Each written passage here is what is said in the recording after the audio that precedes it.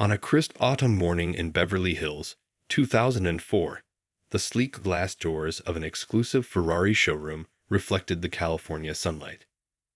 Kanye West, dressed in a simple polo shirt and jeans, stepped out of his car with the confidence of someone who'd been making waves in the music industry as a producer. His footsteps echoed across the polished marble floor as he entered the showroom, his eyes immediately drawn to the gleaming supercars that lined the space like artistic masterpieces. The air inside was cool and carried the distinct scent of new leather and high expectations. As he moved between the vehicles, his fingers hovering just above the pristine paintwork of a jet-black Ferrari F430, he couldn't help but smile. This moment felt important, a milestone he dreamed about since his early days of making beats in his bedroom. But something felt off. The salespeople, impeccably dressed in tailored suits, seemed to be playing an elaborate game of pretending he didn't exist. One of them, a middle-aged man with perfectly coiffed gray hair, deliberately turned away when their eyes met. Another busied herself with paperwork that suddenly seemed extremely urgent. The third didn't even attempt to hide his disdain, looking Kanye up and down with a slight curl of his lip. Minutes passed, and the silence grew heavier. Kanye cleared his throat, hoping to catch someone's attention. "Excuse me," he called out, his voice carrying across the showroom. "I'd like to learn more about the F430. The gray-haired salesman finally acknowledged him with a look that suggested he was an inconvenience rather than a potential customer. "Sir, these vehicles start at over $180,000, he said, emphasizing the price tag as if it were a gentle suggestion to leave. Undeterred, Kanye stood his ground. "I understand. I'd like to arrange a test drive." The response came wrapped in fake politeness. "Perhaps you might be more comfortable at a different dealership. Something more suitable for your budget." The words hung in the air like a slap. Kanye felt his chest tighten, a mix of anger and humiliation washing over him. He'd already produced hits for Jay-Z, had a record deal with Rockefeller, and was about to release his debut album. Yet here he stood, being judged solely on his appearance. He looked around the showroom one last time, taking in the gleaming cars and the prejudiced stares. Instead of exploding in anger or trying to prove who he was, he simply nodded, turned on his heel, and walked out. But with each step toward the exit, something crystallized inside him, a determination that would later fuel his ascent to superstardom. As he drove away from the dealership, his hands gripped the steering wheel tightly. The rejection stung, but it was transforming into something else, pure motivation. He thought about the album he was working on, The College Dropout, and how this moment would fit perfectly into his narrative of proving people wrong. He pulled over at a quiet spot overlooking the city and took out his phone. Opening the Notes app, he began typing lyrics that would later become part of his music. Words about prejudice, determination, and the hunger to prove everyone wrong. This wasn't just about being denied a car test drive. It was about every door that had ever been closed in his face, every doubtful look, every dismissive comment. As the sun began to set over Los Angeles, casting long shadows across his dashboard, Kanye made a promise to himself. One day, he wouldn't just be able to buy any car in that showroom. He'd be able to buy the whole dealership if he wanted to. But more importantly, he'd make sure his success would be so undeniable that no one would ever dare to judge someone by their appearance again. He started his car again, this time heading straight to the studio. There was work to be done, and this rejection had just added more fuel to his already burning ambition. The following days after the Ferrari showroom incident weighed heavily on Kanye's mind. He couldn't shake off the way the salespeople had looked at him. Those dismissive glances and barely hidden sneers that screamed, "You don't belong here." Every time he closed his eyes, he could still see the gray-haired salesman's face, hear the condescending tone in his voice suggesting he try a more suitable dealership. Walking into his recording studio the next morning, Kanye carried that rejection like a chip on his shoulder. The studio had become his sanctuary, a place where expensive cars and judgmental salespeople couldn't touch him. The familiar sight of his equipment, the worn-in studio chair, and the walls covered in promotional posters from his production work brought him back to what really mattered. He sat down at his workstation, fingers hovering over the equipment he knew better than anything else. The rejection had left a bitter taste in his mouth, but there was something else brewing too. A fierce determination that made his hands shake slightly as he began working on a new beat. Hours turned into days, and days into weeks. Kanye threw himself into his work with an intensity that surprised even those who knew him well. He started showing up at the studio before sunrise and leaving long after midnight. The cleaning staff would find him there, still working, when they came in for their morning shift. His phone kept ringing with calls from friends inviting him to parties and industry events, but he turned them all down. "I'm working on something," became his standard response. The Ferrari showroom incident had awakened something in him, a burning need to prove himself that went beyond just making good music. The songs he was creating started taking on a different tone. They weren't just about making hits anymore. They were about proving people wrong. Each track became a message to everyone who'd ever doubted him, everyone who'd ever judged him based on appearances. But instead of anger, he channeled everything into creativity. One particular night, around 3 a.m., he was putting the finishing touches on Through the Wire, a song he'd recorded with his jaw still wired shut after a car accident. The irony wasn't lost on him. Here he was, creating what would become one of his most iconic songs, and he couldn't even test drive the car he wanted. The studio became his home away from home. Empty coffee cups piled up next to stacks of notebooks filled with lyrics. The security guard started keeping an extra sandwich in his lunchbox, knowing Kanye would probably forget to eat again. But with each passing day, the music got better, stronger, more focused. He started inviting other artists to the studio, playing them early versions of tracks that would later appear on The College Dropout. Their reactions told him everything he needed to know. The way their heads nodded involuntarily to the beats, how they'd ask to hear certain parts again, the way their eyes widened at particularly clever lyrics. The rejection at the Ferrari showroom had done something unexpected. It had given him an edge. Every time he felt tired or doubted himself, he'd remember that moment, remember the look on the salesman's face, and push himself harder. The incident had become his secret fuel, driving him to create music that wouldn't just be good, but undeniable. Late one night, as he was finally packing up to leave the studio, he caught his reflection in the window. He looked tired, but there was a fire in his eyes that hadn't been there before. He smiled, knowing that someday soon, those same salespeople would be fighting for his attention. But by then, it wouldn't matter anymore, because he was creating something much more valuable than any luxury car could ever be. This wasn't just about revenge or proving people wrong anymore. It had become about proving himself right. About showing the world that greatness doesn't wear a suit and tie, and talent doesn't come with a price tag. In that moment, standing alone in his studio, Kanye knew he was on the verge of something big, something that would change not just his life, but the entire music industry. Inside his apartment that evening, Kanye paced back and forth, his shadow dancing on the walls as the sun set over Chicago. The humiliation from the Ferrari showroom kept playing in his mind like a broken record. His hands were shaking slightly as he picked up his phone, scrolling through messages from industry contacts and friends, but not really reading any of them. The apartment felt too small, too confined for the storm of emotions brewing inside him. He walked over to his bedroom window, looking out at the city lights beginning to twinkle in the distance. The same city where he'd started making beats as a teenager, where he'd first dreamed of making it big in the music industry. Now here he was, already a successful producer, and yet someone had made him feel like he was nothing. He grabbed his laptop and sat on his bed, opening up old files of unfinished songs.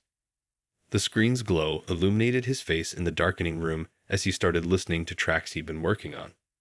But something felt different now. The lyrics he'd written before seemed too safe, too comfortable.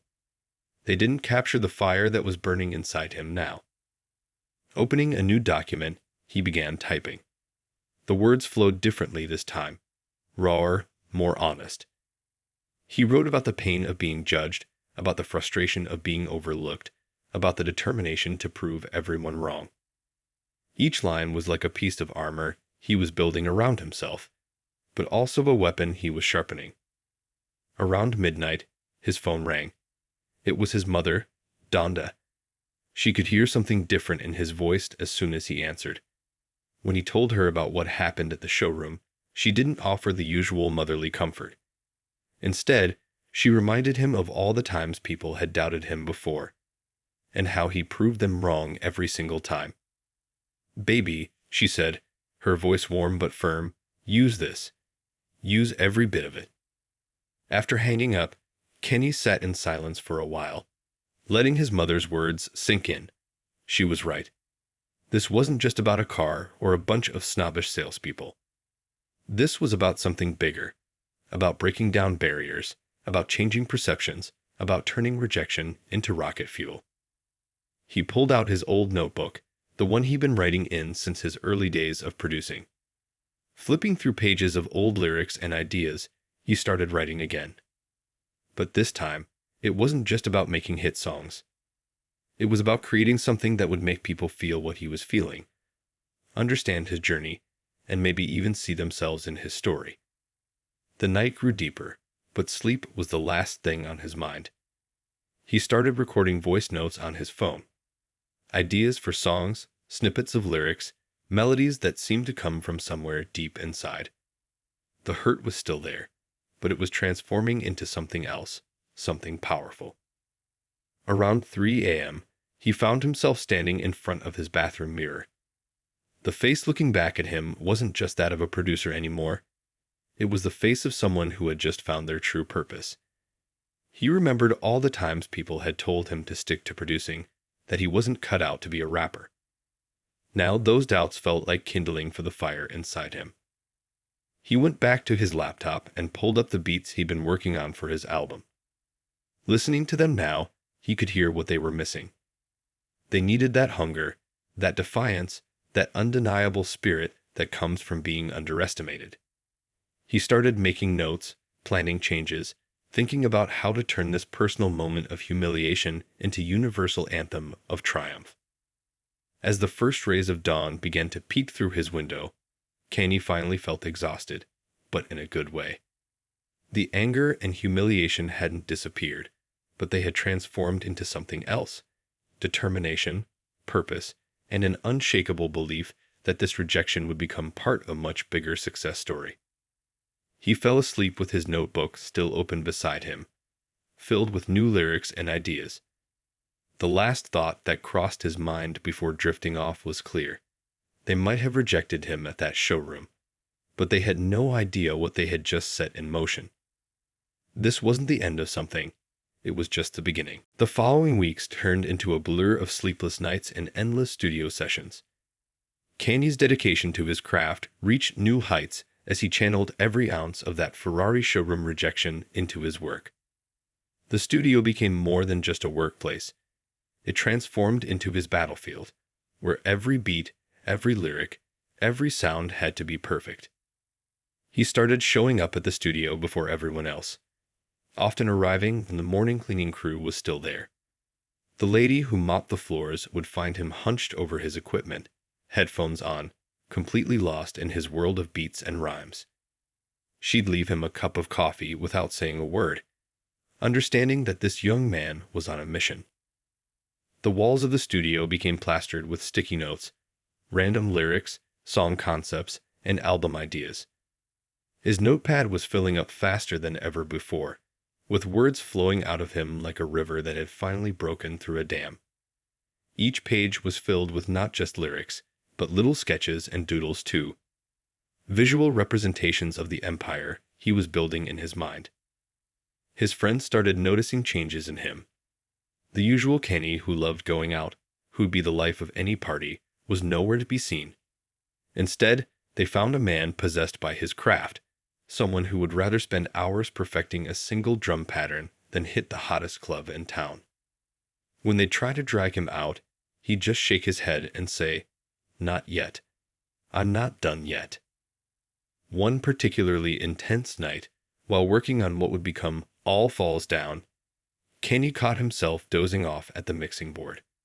But instead of heading home, he splashed cold water on his face and kept going. The song was taking shape, a perfect blend of soul samples and hard-hitting truth about materialism and self-consciousness. The irony wasn't lost on him. Here he was, turning his rejection from a luxury car showroom into art about society's obsession with status symbols. The studio security guard, who'd been watching Kanye's transformation over these weeks, started bringing him home-cooked meals. "Can't change the game on an empty stomach," he'd say, leaving containers of his wife's cooking next to the mixing board. These small acts of kindness fueled Kanye just as much as his determination did. During this time, his relationship with the equipment grew deeper. Every button, every knob, every slider on his equipment became an extension of his fingers.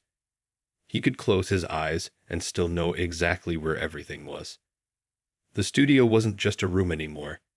It was his instrument, and he was learning to play it like a virtuoso. His producer friends would stop by occasionally, curious about what he was cooking up. They'd listen to his tracks with widening eyes, some shaking their heads in disbelief. "This isn't just music," one of them said after hearing an early version of Through the Wire. "This is something else entirely." The rejection at the Ferrari showroom had lit a fire under him. But what was coming out wasn't angry music, it was triumphant. Each track felt like a step in his evolution, from being just a producer to becoming an artist who had something important to say. The beats were crisp, the samples were soulful, and the lyrics were raw and honest. Late one night, after nearly 20 straight hours in the studio, Kanye leaned back in his chair and really listened to what he created. The songs weren't just good, they were undeniable. Each track told a story, not just about him, but about dreams, determination, and the will to prove yourself in a world that's quick to judge. As he packed up his equipment that night, he caught his reflection in the studio window. The tired eyes looking back at him held something new, a quiet confidence that comes from knowing you're creating something special. He smiled, thinking about those Ferrari salespeople. They had no idea that their rejection had helped spark what was about to become one of the most important debut albums in hip-hop history. The sun was rising as he finally left the studio, but for Kanye, this wasn't the end of a long night. It was just the beginning of his revolution. Every step away from the studio that morning was a step closer to becoming the person he knew he could be, the artist he was meant to be. The day the college dropout hit the stores, the world wasn't ready for what was coming. The morning started with a buzz in record stores across the country, people lining up before opening hours, eager to get their hands on the album everyone had been talking about. The atmosphere was electric, like the calm before a storm that would change the music industry forever. Kanye woke up early that day, unable to sleep from the mixture of excitement and nervousness churning in his stomach. He turned on the radio, and there it was, his voice, his music, his story playing on multiple stations. The same songs he crafted during those endless nights in the studio were now floating through the airwaves, reaching millions of ears. His phone wouldn't stop buzzing with messages and calls. Everyone wanted to talk to him, to congratulate him, to be part of this moment. But amid all the chaos, he took a moment to sit alone in his room, holding a physical copy of his album. He ran his fingers over the cover, remembering all the doubts, all the rejections, all the people who said he should stick to producing. The first reviews started rolling in, and they were beyond anything he'd imagined. Critics weren't just praising the music. They were calling it groundbreaking, revolutionary, a breath of fresh air in hip-hop. One reviewer wrote, "This isn't just an album. It's a statement about breaking barriers and defying expectations." By midday, record stores were calling their distributors for more copies. The album was flying off shelves faster than anyone had predicted. Social media was buzzing with people sharing their favorite tracks, quoting lyrics, and talking about how the music spoke to their own experiences of being underestimated and overlooked. Kanye decided to drive around the city, visiting different record stores. At each stop, he saw people from all walks of life buying his album. College students, office workers, other musicians. His music was connecting with everyone. In one store, he overheard a teenager telling his friend, "This is different. This isn't just rap. This is somebody telling their truth." The numbers started coming in by evening. The college dropout was heading straight for the top of the charts. The same industry that had told him to stick to producing was now scrambling to understand how this producer turned rapper had just delivered one of the most successful debut albums in recent history. Radio stations couldn't play the songs enough. Through the Wire, All Falls Down, Jesus Walks, each track was getting massive airplay.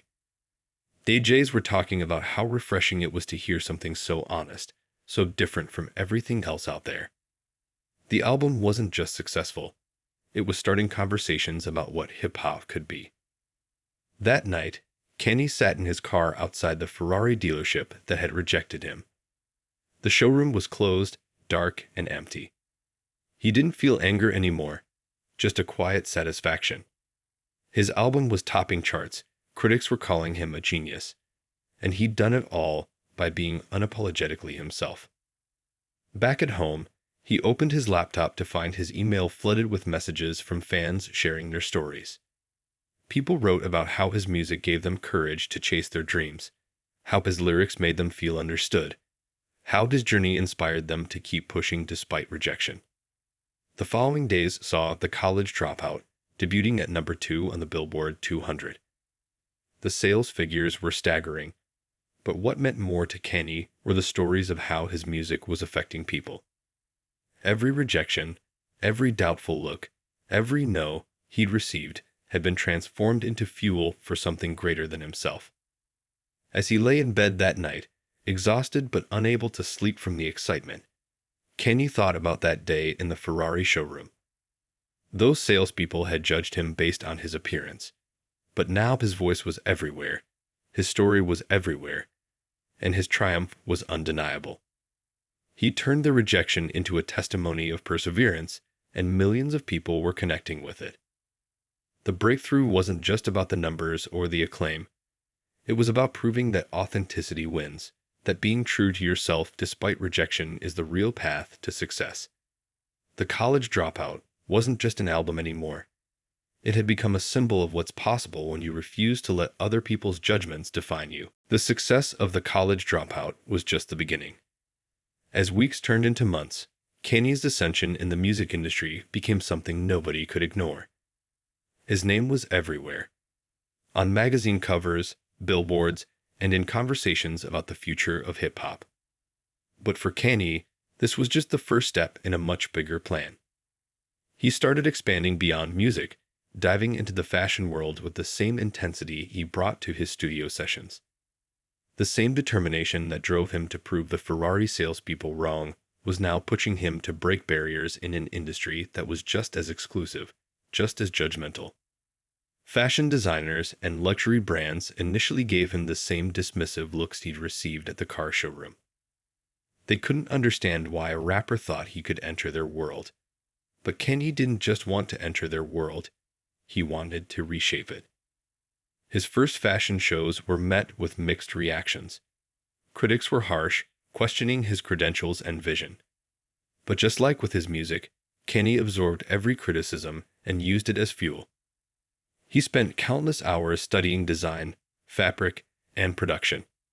He traveled to fashion capitals, learning from craftsmen and designers who were willing to share their knowledge. The birth of Yeezy wasn't just about creating another celebrity clothing line. Kanye approached it with the same perfectionism he brought to his music. He would spend hours adjusting the shade of a color, the cut of a sleeve, the texture of a fabric. His team would often find him asleep at his desk, surrounded by sketches and fabric samples. Then came the breakthrough, the Yeezy sneaker line. The same fashion industry that had once dismissed him was now watching in amazement as his shoes created unprecedented demand. People were camping outside stores, waiting hours just to get their hands on a pair. The resale values were breaking records, and suddenly, everyone wanted to collaborate with him. During this time, his music continued to evolve. Each new album pushed boundaries and challenged expectations. He wasn't just making music anymore, he was creating experiences. His concerts became legendary, with elaborate stage designs and groundbreaking visual elements that had never been seen before. The money started flowing in from all directions: music sales, concert tickets, fashion lines, endorsements. The same guy who couldn't get a Ferrari salesperson to take him seriously was now being courted by luxury brands worldwide. But it wasn't about the money anymore. It was about proving that barriers were meant to be broken. His influence grew beyond just music and fashion. Young entrepreneurs started looking up to him, not just for his success, but for his ability to break into industries that seemed closed off. He became a symbol of what was possible when you refused to stay in the box others put you in. In boardrooms and business meetings, Kanye was no longer just an artist. He was a force to be reckoned with. CEOs and industry leaders who once might have dismissed him were now eager to partner with him. His vision and determination had turned him into something more than a musician or designer. He had become a cultural icon. Late one night, after a successful fashion show in Paris, Kanye stood on his hotel balcony, looking out at the city lights. He thought about that day in the Ferrari showroom, about how that rejection had sparked something in him. Now here he was, years later, having achieved success not just in music, but in fashion, design, and business. His phone buzzed with notifications about his latest ventures: new album releases, fashion line launches, business partnerships. Each success was a reminder of how far he'd come from that day when someone suggested he try a more suitable dealership. He had proved that success wasn't about fitting into someone else's idea of what you should be. It was about creating your own path. The fashion world, which had once been as exclusionary as that Ferrari showroom, was now studying his every move. The same publications that had questioned his entry into fashion were now analyzing his influence on the industry. He had changed not just the game, but the rules of the game itself. Years had passed, and Kanye's life had transformed completely. On a sunny morning in Beverly Hills, a sleek, custom-wrapped Lamborghini pulled up to that same Ferrari showroom where he'd once been dismissed. The engine's purr turned heads as he stepped out, now dressed in his own Yeezy designs. This wasn't about revenge, it was about coming full circle. The showroom had barely changed, still gleaming with polished marble floors and pristine supercars. But everything else was different. The moment Kanye walked through those glass doors, the energy in the room shifted. Staff members who had been chatting fell silent. The same space that had once made him feel invisible now froze in recognition. A young salesperson rushed forward, almost tripping over himself in excitement. Behind him, the older staff members whispered and pointed. Some of them had been there that day years ago, and their faces showed a mix of recognition and regret. The gray-haired salesman who had once dismissed him was still there, now standing in the corner, his confident posture replaced with an uncomfortable shuffle. "Mr. West," the young salesperson beamed, "it's an absolute honor to have you here. Would you like to see our latest models? We have some exclusive editions I think you'd appreciate." Kanye smiled, remembering the last time he'd stood in this spot. The showroom spotlights hit the same cars in the same way, but now they seemed to shine differently. He wasn't here as someone seeking validation. He was here as someone who had redefined success on his own terms. As he walked between the vehicles, he noticed how everyone's behavior had changed. Where once there had been dismissive glances, now there were eager smiles. The staff practically fell over themselves to share specifications and details about each car. Some even pulled out their phones discreetly, trying to capture this moment. The gray-haired salesman finally approached, his face a mixture of embarrassment and professional courtesy. "Mr. West," he began, his voice carrying a hint of nervousness, I hope you'll allow me to show you our finest vehicles today. Kennedy looked at him for a moment, remembering the sting of rejection from years ago. But instead of anger, he felt something else, a sense of completion. He nodded and followed the salesman, listening as he enthusiastically described each car's features. While examining a limited edition Ferrari, Kanye caught sight of his reflection in the car's polished surface. He saw more than just his success. He saw every late night in the studio, every criticism he'd faced, every barrier he'd broken down. The rejected young producer had become not just a customer, but a legend these people would talk about for years. As he finalized the paperwork for his purchase, not just one car, but 3, he noticed the staff's eager attempts to take photos with him, to share their own dreams and aspirations. He took time to speak with each of them, especially the younger employees who reminded him of himself years ago. Before leaving, he paused at the door and turned to address everyone. "Dreams ain't about being accepted," he said, his voice carrying across the showroom. "They're about proving to yourself that you were right to believe." The staff stood in silence, absorbing his words. Walking back to his car, he couldn't help but smile at the irony. The same showroom that had once made him feel small now felt too small to contain his presence. His phone buzzed constantly with messages about his latest album release, fashion line updates, and business ventures, but this moment, this return, felt more significant than any of those successes. As he drove away, he glanced in his rearview mirror at the showroom growing smaller behind him. The young man who had walked in there years ago, full of dreams and determination, had done more than just prove them wrong. He had changed the game entirely, and that was worth more than all the Ferraris in the world. After leaving the Ferrari showroom, Kanye found a quiet spot overlooking the city, parking his car at a familiar viewpoint where he used to come and dream big dreams. The sun was setting over Los Angeles, painting the sky in shades of orange and purple. He sat there, letting the memories of his journey wash over him. He pulled out his old phone from 2004, which he'd kept all these years as a reminder. Scrolling through ancient notes, he found the lyrics he'd written the day of the rejection. Reading them now felt like opening a time capsule. Every word carried the weight of his younger self's determination and pain. The city lights began twinkling below as darkness crept in. From this vantage point, he could see the studio where he'd spent countless nights perfecting The College Dropout. He remembered the cleaning lady who'd bring him coffee, the security guard who'd share his wife's cooking, and all the small kindnesses that had helped him through those tough times. His new phone buzzed with messages about upcoming fashion shows, album releases, and business meetings. The contrast between his 2 phones, one filled with dreams, the other with achievements, made him smile. But it wasn't a smile of arrogance. It was one of gratitude and reflection.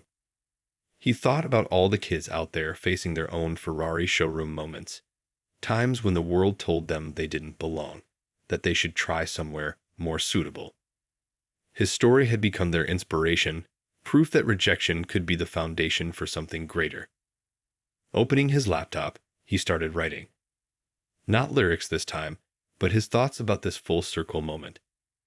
He wrote about the importance of believing in yourself when no one else does, about using rejection as fuel rather than letting it break you.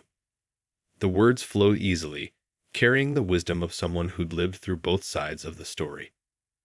A group of young aspiring musicians recognized him and cautiously approached his car. Instead of driving away, he spent time talking with them, sharing stories about his early days.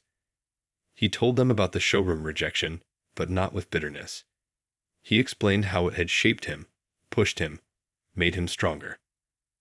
"You know what's crazy?" he told them. "Sometimes the people who don't believe in you do you the biggest favor. They give you something to prove." The young artist hung on every word, seeing in him not just a successful musician and businessman, but someone who understood their own struggles and dreams.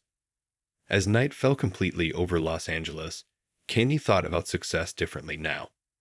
It wasn't about proving people wrong anymore. It was about proving yourself right. The Ferrari showroom incident hadn't just been about being rejected. It had been about finding the strength to keep going when the world says no.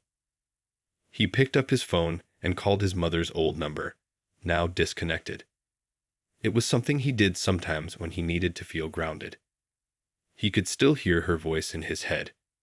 "Baby, use this. Use every bit of it." And he had. He'd use every rejection, every doubt, every closed door to build something bigger than anyone could have imagined. Looking at the city lights below, he thought about legacy. His story had become more than personal success. It had become a blueprint for others facing similar obstacles. Every interview where he shared the Ferrari showroom story sparked conversations about prejudice, persistence, and the power of self-belief. Before starting his car to head home, he wrote one final note on his phone. "The biggest luxury isn't the car you drive or the clothes you wear. It's the freedom to become who you always knew you could be." The note wasn't for an album or an interview. It was a reminder to himself and anyone else who needed to hear it. The engine hummed to life, and as he drove down from the viewpoint, he felt at peace. The young man who'd been rejected at the Ferrari showroom had needed to prove something to the world. But the man driving home now knew that the real victory wasn't in proving others wrong. It was in proving himself right. Years after that return visit to the Ferrari showroom, Kanye's story had taken on a life of its own. It wasn't just his story anymore. It had become a symbol of hope and determination for people facing their own rejections. In interviews, when asked about his greatest achievements, he often circled back to that moment in the showroom, not to brag about proving them wrong, but to share the lessons he'd learned. One rainy afternoon, he was giving a talk at a prestigious music school. The auditorium was packed with young artists, dreamers, and creators. As he stood on stage, he noticed their eager faces reminded him of himself, back when he was just a producer with big dreams. "You know what's funny?" he told the crowd, his voice carrying to every corner of the room. "Everyone wants to hear about the successes, but it's the rejections that really build you. That Ferrari showroom didn't just reject me. It gave me something priceless. It gave me hunger." The students leaned forward in their seats as he continued sharing his story.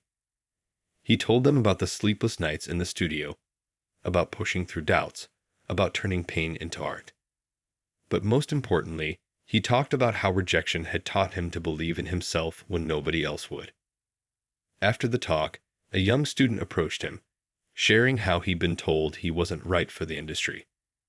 Instead of just offering encouragement, Kanye shared something he'd never told anyone before. How he'd cried in his car after leaving the showroom that day, but how those tears had watered the seeds of his determination. His story began appearing in business schools as a case study of perseverance and innovation. Teachers used it to show how rejection could be transformed into motivation. Young entrepreneurs cited it when facing their own obstacles, drawing strength from how he turned a moment of humiliation into an empire. The Ferrari showroom incident had evolved into something bigger than just a personal victory. It became a metaphor for anyone who'd ever been judged by their appearance, told they didn't belong, or made to feel less than worthy. In countless interviews, people shared their own Ferrari showroom moments, times when rejection had pushed them to prove themselves. One evening, while working on his autobiography, Kanye found himself writing about legacy. The words flowed as he described how success wasn't just about proving critics wrong. It was about proving to yourself that you were right to believe. He wrote about how the greatest luxury wasn't the cars or clothes, but the freedom to be unapologetically yourself. The impact of his journey reached far beyond music and fashion. Youth programs started using his story to teach resilience. Motivational speakers referenced it when talking about turning obstacles into opportunities. The Ferrari showroom rejection had become a cultural touchstone for anyone facing discrimination or doubt. At a charity event, someone asked him if he was ever tempted to be bitter about that early rejection. Kanye smiled and shook his head. "Being bitter keeps you stuck in that moment," he explained. "Being better makes that moment stuck in history." His influence continued to grow, but not just in terms of wealth or fame. He became a symbol of what's possible when you refuse to let other people's judgments define your worth. Young artists, designers, and entrepreneurs looked up to him not just for his success, but for his resilience in the face of rejection. As his legacy took shape, Kanye realized that his greatest contribution wasn't the music, the fashion lines, or the business empire. It was the message that rejection doesn't have to be the end of your story. It can be the beginning of something greater than anyone could have imagined. The final chapter of his story wasn't about cars, success, or revenge. It was about transformation. How a moment of rejection had sparked a journey that inspired millions. It was proof that sometimes the biggest no you receive can lead to the most important yes you give yourself.